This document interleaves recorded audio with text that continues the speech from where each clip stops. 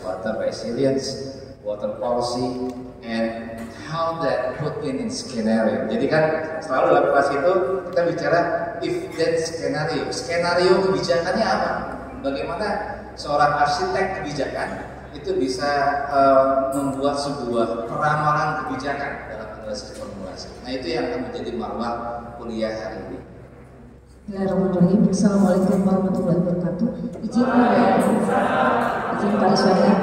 Terima kasih atas waktu dan kesempatannya yang diberikan oleh Bu Dr. Arena dan Pak Riswanda, PhD. Ini pertemuan saya yang kedua kali bisa memberikan paparan terkait water resilience, kebijakan air dan pemerintahan air. Terima kasih juga saya diberikan kesempatan Ibu untuk bisa memaparkan kepada adik-adik di sini yang mana mungkin terkait kebijakan di pemerintahan bahwa ketahanan air itu sangatlah penting dan berdaya guna juga untuk kehidupan kita sehari-hari. Izin mungkin di sini saya memperkenalkan diri. Mungkin ini kelas yang berbeda ya Pak ya dengan yang kemarin. Saya memperkenalkan diri, nama saya Risnawati, Kasubag Tata Usaha di UPTD Pengelolaan Daerah Aliran Sungai Cidurian Cisadane, Kota Tangerang. Mungkin ada dari adik-adik di sini yang tinggalnya di Kota Tangerang, boleh angkat tangan. Ada 3 orang ya. Ada 3 orang ya dari Kota Tangerang. Saya berkantor di pintu air 10 Kota Tangerang, bersebelahan dengan pintu air 10 Bendungan Cisadane Cidurian Cisadane. Bendungan Cidurian Cisadane itu sudah berdiri pada zaman Belanda dan sudah mengaliri air-airnya ke daerah-daerah sekitar Kabupaten Tangerang, Kota Tangerang, dan Tangerang Selatan. Sampai saat ini pintu air 10 masih dijadikan untuk bisa berwisata di daerah Kota Tangerang, di mana daerah lingkungan Kota Tangerang itu banyak sekali pemukiman maupun pabrik-pabrik yang dilintasi oleh Sungai Cisadane. Untuk mungkin rekan-rekan atau teman-teman sekalian di sini ya, baik. Untuk adik-adik juga, kalau yang belum pernah ke Tangerang mungkin bisa bermain ke pintu air 10. Izin Ibu boleh di depan.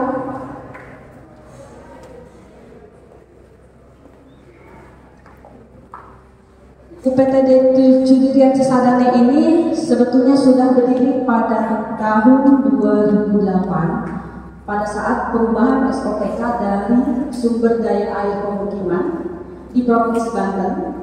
Pada saat SOPK 2017 bergeser kepada Dinas Pekerjaan Umum dan Penataan Ruang Provinsi Banten. Jadi UPTD Cidurian Cisadane ini adalah pada saat zaman Jawa Barat adalah Balai Mandiri. Balai Mandiri Cidurian Cisadane dan Ciliman. Pemecahan dari Cidurian Cisadane Ciliman berubah kepada SOPK terbaru di 2008 yang diambil oleh pemerintah Provinsi Banten pada Dinas Sumber Daya Air dan Pemukiman. Itu dengan sebutan Balai Pengelolaan Wilayah Sungai Cidurian Cisadane. Berubah lagi SOPK perubahan itu pada tahun 2017 yang diambil oleh Dinas Pekerjaan Umum dan Penataan Ruang Provinsi Banten menjadi UPTD Pengelolaan Daerah Aliran Sungai Cidurian Cisadane. Hanya nomenklaturnya saja yang berbeda, tapi wilayah kerjanya adalah tetap Cidurian Cisadane, di mana ujung hulu dari Cisadane adalah Cidurian. Jadi lintasan air dari Bogor itu dari Gunung Salak mengalir ke daerah hilir di daerah Cidurian Cisadane, yaitu di Pulau Burung yang wilayahnya berdekatan dengan ujungnya Tanjung Pasir. Kalau mungkin ada yang tahu orang Tangerang ini Tanjung Pasir pasti tahu. Di sini Ibu akan menjelaskan sedikit terkait ketahanan air. Ketahanan air itu ada secara umum, yaitu ketahanan air yaitu mempunyai 5 buah komponen: ketahanan air rumah tangga, ketahanan air ekonomi, dan ketahanan air perkotaan. Ketahanan air lingkungan pun menjadi satu ketahanan air terhadap bahaya dan kerentanannya. Jadi di sini saya manggil apa ya? Adik-adik atau rekan-rekan atau apa itu? Rekan-rekan mahasiswa. Oke, rekan-rekan mahasiswa ya. Karena saya usianya juga masih 17 tahun. Jadi kita sama-sama rekan-rekan mahasiswa ya. Ketahanan air rumah tangga juga merupakan ketahanan yang bertujuan untuk ketersediaan air, di mana kebutuhan air minum dan sanitasi air dalam pengelolaan rumah tangga.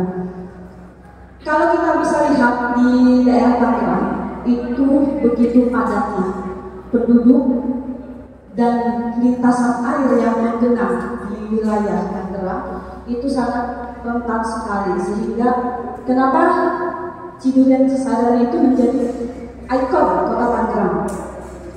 Di situ banyak pemerintah kota Tangerang selalu kadang pada acara tertentu keagamaan, baik ada berbujuk, selalu ada lomba dayung, lomba kanal di Kali Cisadane. Nah, itulah menjadi ikon kota Tangerang untuk peningkatan PAD kota Tangerang itu sendiri.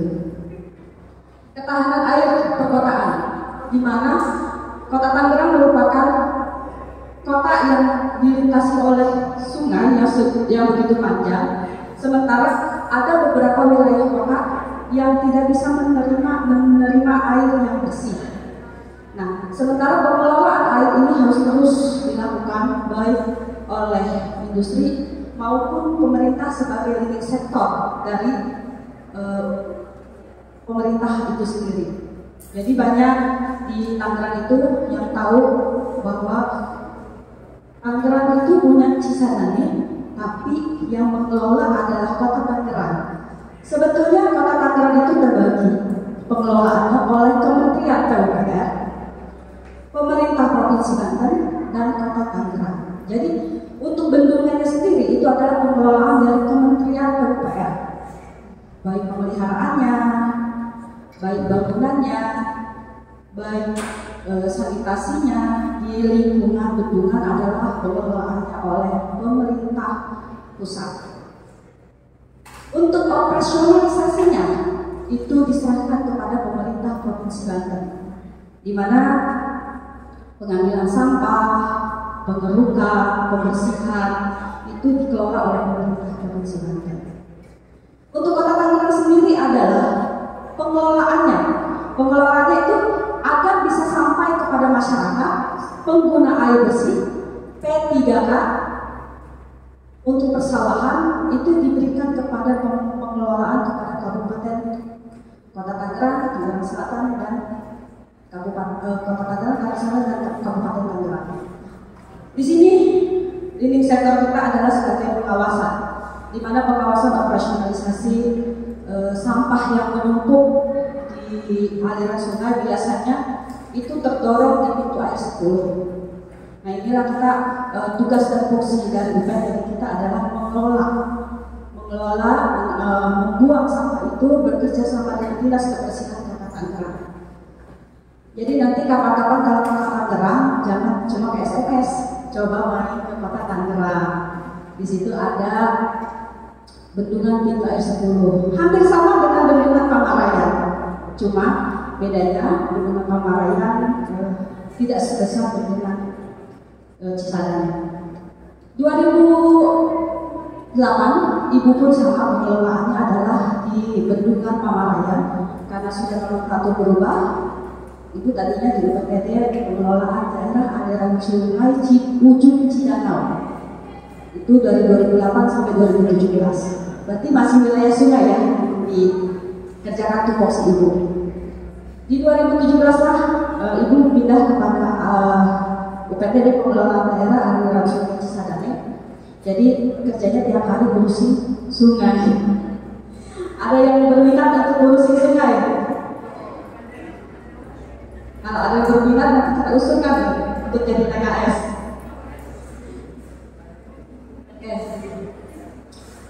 Kerjanya lumayan asik, tidak membosankan karena banyak hal di lapangan ya, terutama UPTD itu adalah unit pelaksana teknis, berarti kerjanya banyak di lapangan, bukan hanya dia hidup di kursi mengerjakan SPJ, mengerjakan administrasi, tapi lebih kepada pekerjaan di lapangan karena berkaitan dengan masyarakat. Berkaitan dengan masyarakat itu pasti banyak hal ya, entah pengaduan, entah permasalahan. Tapi kalau untuk bicara baik susah ya, masyarakat selalu mengeluhnya hal-hal yang kurang. Tapi inilah fungsi di mana pemerintah Provinsi Banten itu tetap harus mengayomi masyarakat. Bagaimanapun juga, karena masyarakat adalah kita sebagai pemerintah wajib melayani apa menjadi keluhan masyarakat, baik secara langsung maupun tidak langsung. Next, misalnya ini. Nah, ini bendungan. Yang tadi gambar slide pertama itu adalah bendungan Cidurian Cisadane yang dibangun pada saat zaman Belanda, sampai sekarang masih berdiri dengan kokoh, masih dipergunakan oleh kita masyarakat, baik penanganan airnya, penggunaan airnya maupun gedungnya masih dipergunakan oleh kita. Mungkin Paris juga pernah merasakan ya Pak ya, bendungan Cisadane ke atas ya.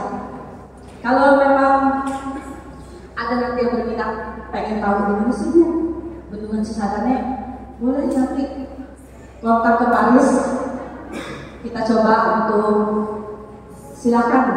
Ternyata ada ikon kota Tangerang yang masih berdiri, bangunan zaman Belanda, tapi masih dinikmati fasilitasnya oleh masyarakat.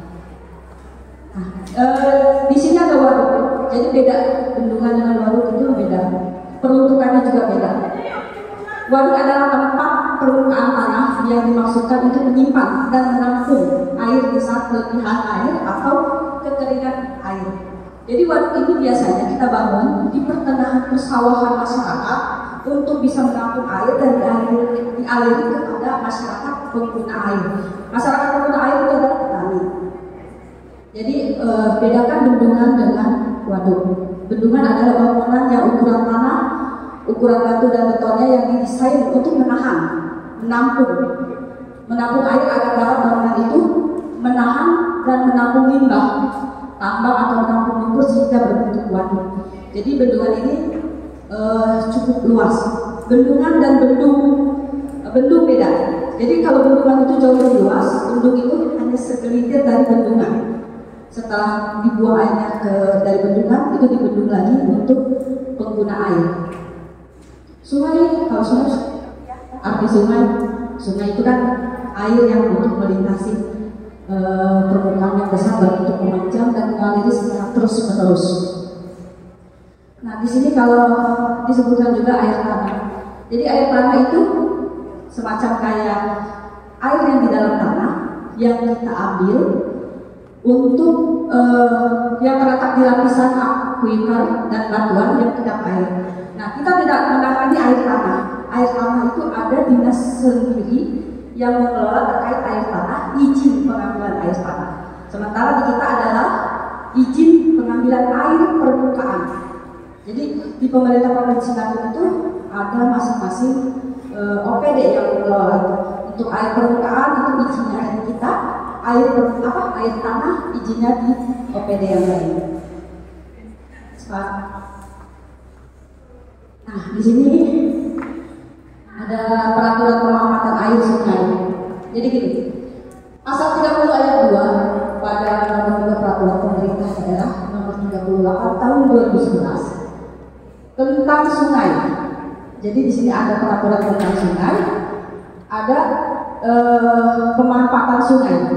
Nah, kebijakan ini yang dikelola oleh pengelola sumber daya air, yaitu yang dimana menyatakan satu, pemanfaatan air sungai sebagaimana dimaksud merupakan pada ayat 1 meliputi pemanfaatan untuk rumah tangga, pertanian, sanitasi lingkungan, pariwisata, industri, olahraga, pertahanan, perikanan, dan pembangkit tenaga listrik, juga transportasi. Jadi peraturan ini mengatur semua terkait pemanfaatannya sungai ini. Nah, pengembangannya yaitu di mana dimaksud dilakukan dengan tidak merusak ekosistem. Jadi di sini peraturan ini mengatur agar tidak merusak ekosistem, mempertimbangkan karakteristik sungai, kelestarian, keragaman hayati, serta kekhasan dan aspirasi daerah atau masyarakat setempat. Jadi kita tidak boleh merusak ekosistem yang sudah ada, tapi kita memelihara ekosistem itu untuk dapat dimanfaatkan oleh masyarakat sekitar.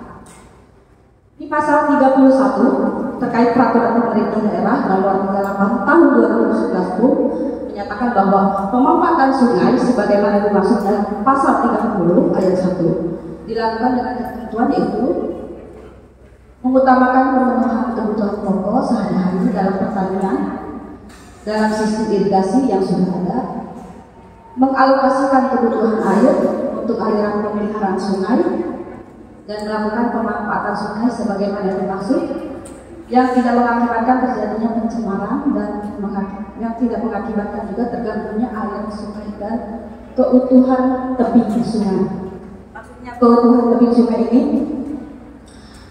kadang pemukiman itu ini aliran sungai, mereka membangun di pinggiran sungai. Sebetulnya itu tidak boleh karena ada garis sepadan antara sungai dan panjangnya bangunan dari wilayah sungai itu sekitar 20 meter untuk sungai, untuk situ yaitu 50. Tapi pada kenyataannya kita kadang masyarakat juga banyak sekali yang mendekati kepada bibir sungai ataupun yang situ, karena di Tangerang itu sendiri kita banyak sekali situ, hampir kurang lebih 83 situ. 83 situ itu yang dikelola oleh UPTD Pengelolaan Daerah Aliran Ciburian Cisadane.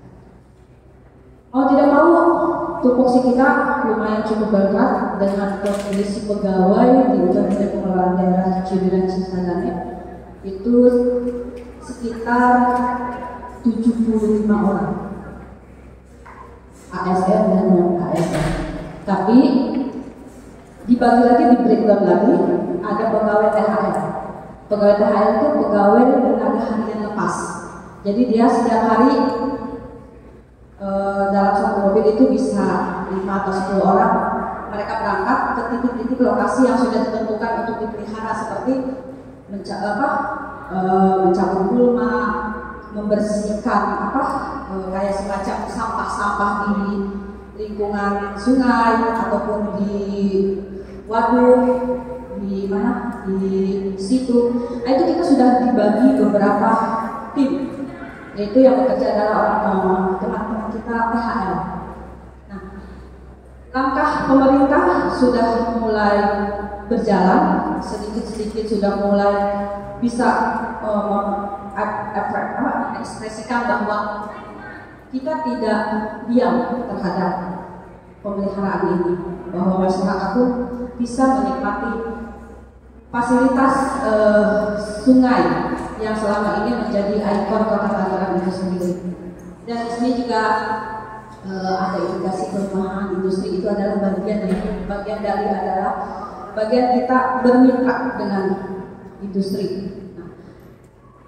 Sebagian besar di Tangerang itu pengguna airnya belum memakai PDAM. Mungkin di kota Serang jarang ya. Ibu juga kan tinggal di Serang. Kayaknya jarang sekali pakai PDAM. Entah apakah bendungannya tidak mencukupi air itu untuk menampung masyarakatnya menggunakan PDAM, atau memang kurang tergalakannya bahwa penggunaan PDAM itu menjadi kebutuhan pokok dari masyarakat. Tapi kalau untuk di Kota Tangerang sendiri itu PDAM adalah kebutuhan pokok, karena kebutuhannya kenapa tidak menggunakan air tanah? Air tanah kadang pada saat 30-40 dia kurang keluar karena banyaknya industri mungkin ya. Sehingga pemerintah Kota Tangerang itu mencanangkan bahwa masyarakat sekitar Kota Tangerang Selatan atau Kabupaten Tangerang itu bisa menggunakan fasilitas PDAM. Nah di sini juga kan PDAM adalah BUMN ya. Jadi air yang ada dipergunakan oleh PDAM untuk diolah, dialirkan kepada masyarakat. Dan sebetulnya air PDAM kan bisa diminum, beda dengan air yang dari resapan tanah butuh disaring terus. Nah, disinilah tolak ukur pemerintah bisa memberdayakan masyarakat sekitar untuk mencintai lingkungan terutama, apalagi terkait penggunaan air. Karena kita jangan sampai merasa kekeringan karena tidak ada air, sementara lingkungan kita adalah berlimpah air. Itu aja Pak. Mungkin ini hasil dari hipotesisnya bahwa dapat ditafsirkan. Nah, ini kantor UPTD Pengelolaan Daerah Cidurian Cisadane di pintu R10. Silakan kalau ingin berkunjung datang ke kantor UPTD atau nanti kemudian hari pada saat mengambil skripsi ya Pak ya. Saya kayaknya mau coba nih mencari data untuk skripsi tentang pengelolaan air. Silakan, kita akan memberikan data semaksimal mungkin apa yang dibutuhkan atau diperlukan, karena kita di situ banyak sekali ya. Karena kita punya 2 bidang, di bidang itu pemanfaatan air dan operasionalisasi situ dan sungai. Jadi kalau untuk mencari data, insya Allah ke depan pada saat nanti pengambilan skripsi, silakan datang berkunjung, silakan mengolah judulnya, insya Allah kita bantu untuk mendapatkan data semaksimal mungkin sehingga memudahkan untuk rekan-rekan mahasiswa ya ke depannya lebih cepat gitu. Kalau kita punya data pada saat pembuatan skripsi. Mungkin Pak Rizwan juga akhir beliau. Terima kasih untuk rekan-rekan mahasiswa semuanya atas waktu dan kesempatannya terhadap Ibu. Semoga berkenan dan bisa kita saling diskusi pada saat pembahasan selanjutnya. Terima kasih. Assalamualaikum warahmatullahi wabarakatuh.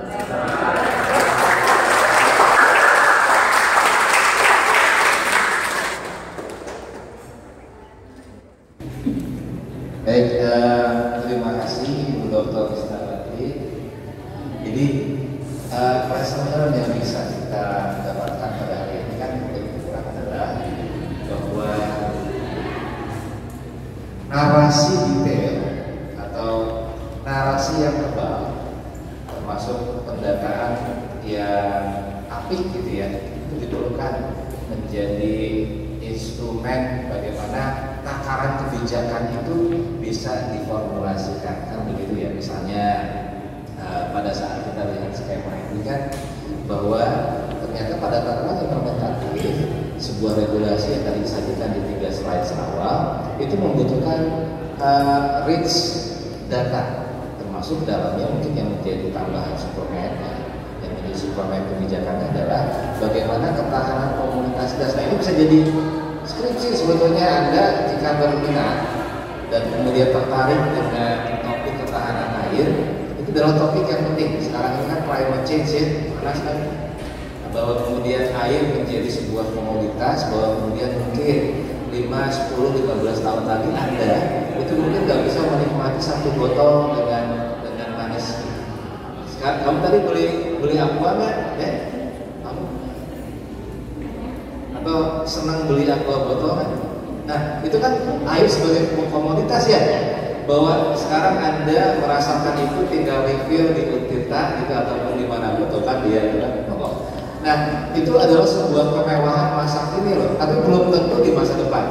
Nah ada beberapa riset saya yang mungkin nanti di pertemuan minggu depan atau melalui pertemuan daring saya share bahwa air sebagai komoditas ini liberalisasi air. Nah saat ini kan pemerintah ya begitu ya Bu Dokter ya, pemerintah saat ini kan justru ingin bicara soal bagaimana masyarakat juga bisa menjadi aktor lingkungan kan begitu. Bagaimana juga mungkin kalau boleh masyarakat juga bisa menjadi komunitas aktor air, sehingga beban yang berat tadi yang digambarkan melalui narasi seorang profesional di bidang pengelolaan das Itu bisa juga ada di benak-benak Anda yang duduk saat ini yang baru saja menikmati air taken for granted. Tinggal refill, meluarkan uang 3.000 lebih mahal, lebih murah dibandingkan beli pulsa. Tapi mungkin bila Anda imajiner, bila Anda imajinasinya tidak terbatas pada drama media sosial, maka dan hal-hal yang kurang penting lainnya, maka sebetulnya Anda boleh berimajinasi bahwa hidup kita di masa yang mendatang untuk menikmati sungai, untuk take for granted bahwa air Anda tinggal putar, itu mungkin nanti nggak ada. Dan ini sudah terjadi di Jakarta loh. Dulu Gubernur DKI sempat juga menuai atau menghadang ya protes sebagian warga Jakarta, di mana air untuk keperluan sehari-hari itu harus merogoh kocek dalam-dalam, misalnya seperti itu. Nah, artinya bahwa pada saat kita bicara ini banyak aspek yang kemudian mungkin luput dari PP yang ada dalam yang sudah disusun oleh pemerintah. Tugas kita nih memberikan masukan. Bagaimana kalau kemudian aliran sungai terganggu? Bagaimana kalau kemudian dampak yang ditimbulkan kan bukan hanya kemudian banjir di kota tertentu, tapi juga mungkin nasib